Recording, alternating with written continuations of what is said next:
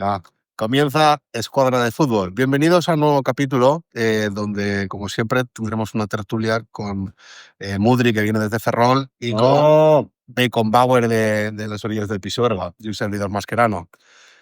En el capítulo de hoy vamos a retomar un tema que dejamos pendiente en el último capítulo, que era sobre el tema del fútbol callejero que se estaba perdiendo, y ahora pues hay algunos clubes que han empezado un poquito a recuperar pues la esencia del fútbol, lo que yo pienso, ¿no? O por lo menos lo que opino. Ese gambeteador que se había perdido por estructuras muy cuadriculadas, se había perdido en el mundo del fútbol, se tenía que buscar en el extranjero, y ahora parece pues, que ciertos clubes en España están retomando la senda. ¿Qué opinas, Mudrik? A ver, si tiene que ser un debate, no lo va a ser, porque estoy totalmente de acuerdo.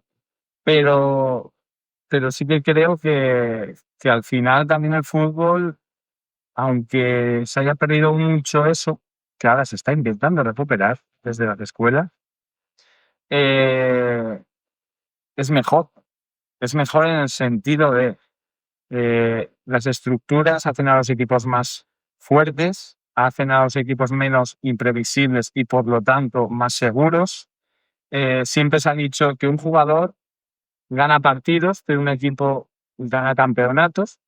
Y al final, si tú lo que quieres es ganar un trofeo, un campeonato, necesitas tener una estructura sólida, segura y que la variabilidad no sea la tónica de un partido, que es lo que dan ese tipo de jugadores.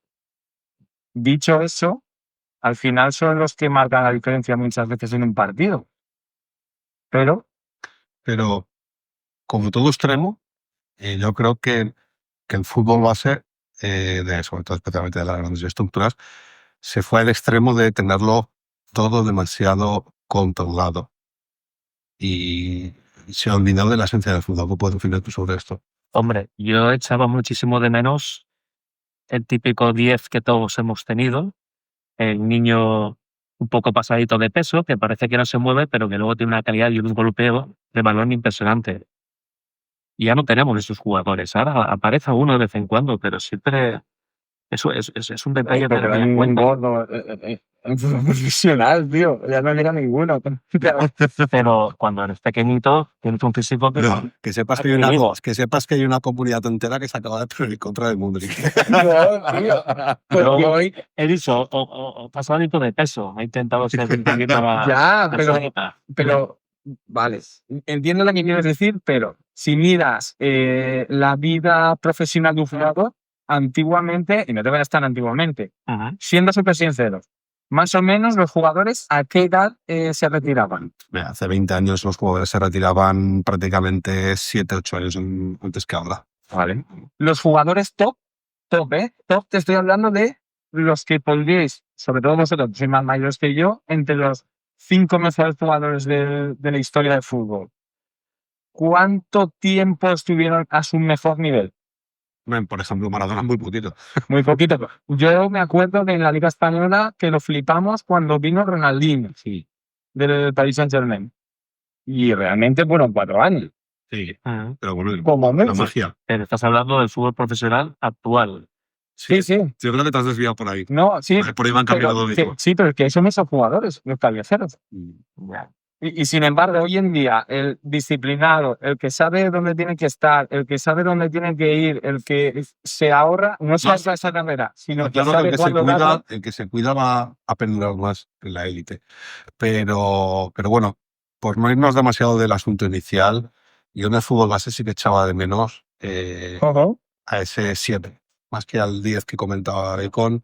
Yo al 7 de banda, al que encaraba una y otra vez, produciéndote muchas pérdidas de balón y teniendo que hacer esa transición de ataque a defensa continuamente, pero ese jugador que te rompe la línea en conducción, en ese regate, en esa valentía, esa osadía, eso es lo que yo sí que echaba mucho de menos, y el que ver que ahora ciertas estructuras están volviendo a trabajar, para mí lo que es la esencia del fútbol me gusta. Evidentemente también pienso que el fútbol callejero por más que lo quieran volver a trabajar, será en la calle, no en las escuelas de fútbol. Lo que pasa es que ahora en todos los parques hay un cartelito de prohibido jugar a petróleo. O sea, O le importas de otro país donde todavía se realiza eso, o aquí está prácticamente imposible. tú hoy en día quieres ir a jugar a fútbol y te tienes que gastar como mínimo 5 o 6 pavos por persona. Para ir a un sector artificial, tal, no sé cuándo. Y antes, con 4 paredes, 2 mochilas, 4 mochilas para hacer 2 porterías, tenías un partido. No, es que antes, Incluso con 2 porterías hacías un mundialito. cuando yo era niño, yo, que lo mismo le pasaba a Gary Bauer, teníamos una cosa. Carretas. No sé si lo has llegado a conocer, se llaman descampados. Carretas. Habían Te carretas. caías y con las piedras y la tierra pues te hacías una desgracia, pero te levantabas, te expulsabas y seguías jugando. Dicho todo esto, los clubes de fútbol hoy en día a mí me consta que están cambiando su metodología a mundos mucho más abiertos, a sesiones más abiertas, donde el jugador tiene que elegir, Sí, soy consciente de ello. resolver la tarea que le ha Pero puesto bueno, el es entrenador. una corriente que tampoco sabemos si a la larga va a tener. Sí que sé de muchos clubes que lo están trabajando, esa capacidad de toma de decisiones del crío, pero no sé si esa corriente va a perdurar o va a ser como tantas otras que han pasado página en cuestión de 2 años. Es buscar una sinergia. Al final es buscar que un jugador, si pueda hacer eso, potencie eso, y otro que no sepa hacer eso, pues potencie otras cosas. El descubrimiento guiado siempre va a ser bueno para un crío. Cuando esto va fijo. Y quería hacer un comentario. Tengo un amigo que siempre me dice lo mismo, a ver si estoy de acuerdo con él ahora en relación a esto, que hoy en día un lateral o incluso un interior extremo muchas veces se contenta con llegar a la zona del córner, hacer un pseudocentro y aunque golpea al defensa, ya se vuelve para su sitio y como que ha cumplido. Cuando antes un extremo desbordaba, un lateral intentaba dar un centro bonito y perfecto para que le mataran. ¿Estás de acuerdo con esta afirmación? En parte. ¿En parte? En parte sí, porque por ejemplo, lo que te comentó, el extremo se ha ido evolucionando en los últimos años donde prácticamente el extremo no era un extremo, sino que se metía al interior. Entonces ya habíamos perdido esa figura del gambeteado, de ese jugador imprevisible que citaba antes. Yo, por suerte o por desgracia, del mundo donde vengo de ver el fútbol de cantera, ese jugador no juega igual. Hoy en día un jugador tiene que ser completo, adaptativo. O sea, tú tienes una posición en el campo. No te digo que no tenga que aprender otros conceptos, pero que no perdamos la esencia, que es lo que yo echo de menos. Un lateral que solo llega hasta la línea de fondo e intenta centrar, se queda relegado a ser el suplente o la siguiente ficha libre. El lateral tiene que saber subir, tiene que saber cerrar, tiene que saber abrirse, tiene que saber subir y centrar, tiene que saber meterse incluso en medio centro, tiene que saber cuando llega arriba, en vez de ir por fuera, el extremo abrirse y él meterse por dentro. Tiene que saber rematar para si el extremo se ha metido por dentro y entrar por fuera y finalizar la jugada. El mejor ejemplo para mí, y yo sé que muchos me pueden machacar por esto, ¿vale? El ejemplo de Koundé, la transformación que hace de central a lateral y ha sido importante en el Barça de Hansi Flick, y el que acabó la temporada, a mi parecer, Eric García, que parecía denostado, acabó siendo importante para el Barça de que es campeón de Liga y recuerdo gol en la semifinal contra el Inter, gol contra el Real Madrid para iniciar la remontada y era un centralito que acabó siendo central, medio centro, lateral y lateral ofensivo. Hoy en día un jugador que no se sepa adaptar a más 2, 3 posiciones en el mundo del fútbol a nivel top está muerto. Está muerto. Ya no vale el lateral que se escondía de defender mucho, llegar medio campo un poquito más y centrar. Es verdad que, claro, ya hablo de un Barça, un Madrid como Lucas Vázquez, que podemos decir lo que queramos de Lucas Vázquez, pero cuando le ha tocado suplir a Carvajal, ha cumplido. Con el rival. ¿No? No, ha cumplido. un lateral que era extremo, acaba jugando de lateral, es llegador, ha marcado goles importantes, centros, asistencia, pero yo creo que en este caso, meterse por dentro. el ejemplo de Koundé sí que me parece bastante acertado. El ejemplo de Lucas Vázquez en defensa hacia aguas. Bueno, pero no es un jugador de esa. Te pongo el ejemplo de equipos top. Lógicamente, un equipo, no sé, decirme cualquier equipo de primera división que fue contra un Barça, un Madrid y un Atlético, el lateral que tiene que hacer, subir y meterse por dentro, no. Bajar, defender, que Vinicius o Lamine Yamal no lo maten y con llegar alguna vez y entrar y acabar la jugada, bien. Pero el partido que le toque ser protagonista va a tener que hacer muchas cosas. ¿Ese golpe en el campo te ha dejado viendo las estrellas y quizás con algunos piños de menos? El fútbol es un deporte de contacto, pero no te preocupes si la muela se te ha ido de excursión. Soy el Dr. Castor y en mi clínica dental sabemos cómo arreglar esos percances. ¿Una caída tonta? ¿Un choque de cabezas? Tranquilo, nosotros te devolvemos la sonrisa y la mordida. Usamos la tecnología más avanzada. Clínica Dental Dr. Castor, donde tu sonrisa vuelve a estar en el campo de juego. Muchas cosas. Yo sabéis que mi pensamiento es un poco más arcaico en ese aspecto. Sí, sí. Y yo seguiría manteniendo 2 líneas de 4, los laterales solamente suben hasta cierto sitio, defensivos, el resto ataca. Obviamente no es el fútbol moderno, pero si funcionaba porque había que cambiarlo. Sí, pero eso es mira, si lo reducimos toda esta conversación que estamos teniendo a una posición que lo veremos todos súper fácil, ¿vale? Que son los mínimos que tú le pides a un jugador de una posición. Os voy a poner un ejemplo para simplificar todo. Perdón que te interrumpas, Ulrich. Pero es que todo lo que has estado narrando, en mi opinión, es todo lo que ha encasillado el fútbol, todo lo que ha quitado esa magia que tenía. Creo que se ha pasado el fútbol, se ha pasado de frenada en ese sentido, se ha pasado de esa línea de querer tenerlo todo tan controlado, no hace falta que quede todo perfecto. A veces hay que dejar espacio a lo bonito. Pero si es justo lo contrario. Por ejemplo, Ronaldinho era eso, ¿verdad? Sí, pero es justo lo contrario.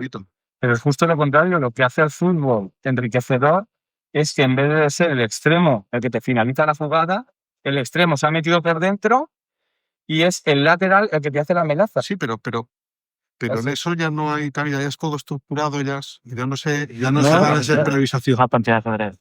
Sí, pero no. Porque es una partida de ajedrez, pero casi sin armas. Porque el entrenador hoy en día no da un sistema. Da un sistema. No, pero sí que que se queda no no verás al lateral derecho quitando de algún equipo como el Castellón de Nicos. No verás al lateral derecho atacando como extremo izquierdo. Eso pasa en ese equipo Castellón y ya está. No, equipos top de la liga profesional lo hacen. Pero esas locuras que he visto con Nicos. Mendy, el Real Madrid está más de extremo que de lateral.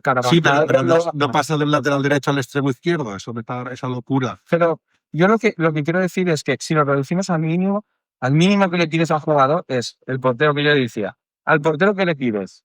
Antiguamente, ¿qué le querías solo? Que parase. Que pare gol. Yo ¿no? le pido que no meta las que van fuera. Claro. Que pare gol, ¿no? O sea, lo normal. Hoy en día, eso es como. Claro, si le pides que jugar rápido, mejor que yo. En el ejército, el valor se presuponía, ¿no? Pues el portero se le presupone que va a parar. Ahora que se le pide al portero, que pegue con los pies. Y que, muy bien. Y eso lo hace mejor o peor al fútbol. A mi entender, a la manera de ver yo el fútbol, te hace más una amenaza, te hace un fútbol más jugado, que el portero pueda jugar con los pies, que no sepa jugar no sea un virtuoso con los pies y no sea opción de pase para seguir tocando el balón. Pero, por ejemplo, esta temporada que cerró, la 24-25, nos encontramos con un flujo de aire fresco, no llevas la camiseta además de ellos, donde un Club Deportivo Castellón, con un juego muy arcaico y poco convencional, muy poquito estructurado en ese sentido, sorprendió prácticamente a toda la categoría de todo el fútbol profesional. Parecía que era un descubrimiento nuevo para los seguidores que vemos Primera Federación, pero parecía que toda esa forma de jugar tan diferente le pilló a muchísimos equipos desprevenidos, y de hecho, para muestra, con un equipo algo flojo en calidad en posiciones respecto a los rivales de la segunda división, ha hecho un temporadón, que al final ha terminado en la zona baja, pero han tenido errores de bulto de ciertos jugadores en momentos determinados, a veces por falta de X calidad, pero a lo mejor con un juego más estructurado, como el que tú dices, a lo mejor estaríamos viendo de nuevo en el Club Deportivo Castellón en Primera Federación. De hecho, es lo que esa forma de jugar al Taker es la que le ha dado. No, pero te equivocas. Al Taito no. Eso es lo novedoso. Lo novedoso es que el lateral no juegue solo de lateral. O sea, eso no lo ha inventado él. Sí, Eso Guardiola en el Barça llega y los centrales, ¿dónde ponían los centrales antes? ¿Dónde les ponía Guardiola? Los envió. Los envió al córner, ¿eh? El lateral, ¿se pasa por ahí donde estaba? A la altura del medio campo. Si iban a presionar a los centrales, el valor iba directo al lateral. ¿Y cuántas veces la cagó Víctor Valdés? Yo me acuerdo perfectamente un clásico que la prenga Víctor Valdés y la siguiente se la pone a Dani Alves y genera un gol. Y Guardiola le da la enhorabuena a Víctor Valdés. Y así le ha pasado a muchísimos equipos. Y eso se dejó ir cuando España empieza a bajar, y después hay entrenadores que han vuelto a pujar por eso. Y claro, la calidad que tienen los jugadores de segunda no es la que tienen los de primera, y por lo tanto hay más errores y más goles en contra. Pero es algo, para mí es mucho más impredecible. Sí, pero ahí tienes a ese equipo con jugadores gambeteadores de la vieja guardia. Me refiero, tienes a un Brian Chipenga, un Calatrava que no ha pasado por grandes estructuras de fútbol, donde creaban un fútbol bastante imprevisible, donde tenías otro jugador como que lo acaba de echar a Almería, Chirino, que hacía locuras. Y esos jugadores no son estructurados después de las bases de línea. Esos jugadores eran de lo que te estaba diciendo yo antes, que eran jugadores más de improvisar, más de dejarse sentir por el juego y dejarse llevar por el juego. Pero eso es lo que se busca del fútbol moderno. Eso es lo que se está buscando ahora, después de haberse dado cuenta que se han pasado de frenada, que es lo que estamos hablando originalmente. Y antes 10 años Guardiola lo hizo en el Barça. A Dani Alves le quería que se metiera por dentro. Lo primero que hace al llegar al Bayern es a Álava, pasando de lateral a medio centro. Y después otra vez a central y después a lateral. Aquella tú de plano de medio centro a central. En el City empezó a meter los laterales de medio centro y los extremos por dentro. Y jugaba todo por dentro. O sea, empezaban cerca y después, cuando esto, ha vuelto a meter extremos y los laterales son los que se meten. O sea, eso, la incertidumbre es más moderno. Otra cosa que es lo primero que hemos hablado es el jugador, solo el jugador, que se le ocurrían cosas. Eso es. Pero que todos los jugadores ocupen varias posiciones, eso no es el fútbol moderno. Antiguamente era solo todo el equipo era bloques y había un jugador que se le podía permitir no defender y que hiciera lo que quisiera. Pero eso no es de Guardiola. ¿Os opinó antes? Me parece que no vamos a llegar a un acuerdo hoy en este debate. Creo que hay que dejar este tema y pasar al siguiente. Podéis poner en los comentarios qué opináis al respecto, porque aquí no hay manera de aclararse. Ojalá Whiskas haga un vídeo de esto. Ahí lo dejamos. Pero Wisconsin, te seguimos esperando. Whiskas me ha dicho que está de vacaciones, pero bueno, a ver si... Sí, me he dado cuenta porque le hemos saltado varios pillitos a Don Whiskas. Me han comentado una cosa. ¿Cómo pitas? ¿Cómo qué? ¿Y cómo pitas? Sí, ¿Cómo pitas? pitas mucho ¿Dónde pito? en los vídeos. En los vídeos pito. Pero ahí ha salido, ¿eh? No te das cuenta. Intento ser comedido cuando se os va un poquito la lengua, me toca a mí reaccionar proporcionalmente a esto. Ahora que se le podía tirar la cabeza, tío. Perdón. ¿Qué tema de la historia nos has traído hoy, Mudri?